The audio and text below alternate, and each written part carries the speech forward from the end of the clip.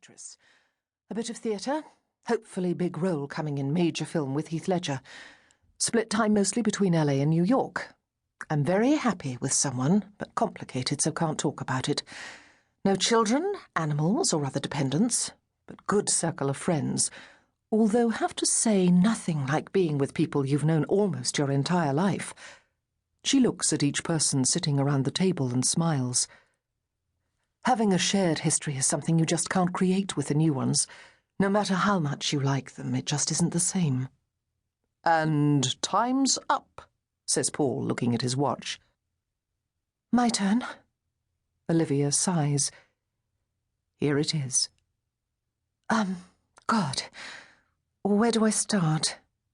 "At the beginning," Paul offers helpfully. Okay. Did drama at university, which was ridiculous, really, as nowhere near confident enough to be an actress. She looks nervously at Saffron, who gives her an encouraging smile. Played around for a few years, doing various jobs. Worked at health food store, ran bookshop for a while. Then asked to volunteer at Animal Sanctuary.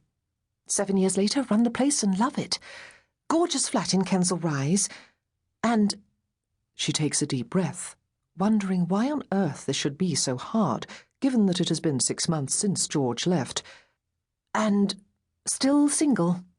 Was in relationship with George for 7 years, but he upped and left and is about to marry a ghastly American girl called Cindy, and I now am planning on turning into the crazy old woman with 1,000,000 cats and dogs. No one else on the horizon? Paul is surprised. Well, oddly enough, Tom put me in touch with someone from his American office. We've been emailing for a few weeks and he's coming over here soon. But what was fun and sweet seems just awful now, since everything. I feel really weird about even meeting him now. Bollocks, Saffron says. You have to meet him, especially if Tom set it up. You're probably right. I just feel completely unready for a relationship, Olivia confesses. Darling, Saffron shrugs dramatically. Who's talking relationship? I bet you haven't been laid for 6 months. Olivia blushes and looks over to Holly for help. Okay, Holly laughs as she interjects. My turn. That fine arts degree wasn't a complete waste of time, as I've managed to make a somewhat decent living over the years. I'm an illustrator for a card company, although my dream is to work on children's books. Met Marcus in Australia at 25. He seemed, on paper, to be everything I was supposed to be looking for in a husband. Now rather think no one should get married before the age of 30. Olivia raises an eyebrow, as Saffron's eyes widen slightly. Oops, Holly said, knowing that she had drunk too much. Did I say that out loud? Oh well. 2 gorgeous children, Oliver and Daisy. And truthfully, Marcus is a pillar of strength, really. So strong he could move mountains. Harbour secret fantasies of running away with kids. But no, that's just typical of an old married woman thinking the grass is always greener. Have to say, in all, life pretty good. And to finish, Holly takes a deep breath. I sent Tom an email because I hadn't spoken to him in ages, and I never heard back. What about you lot? When did you last speak to him?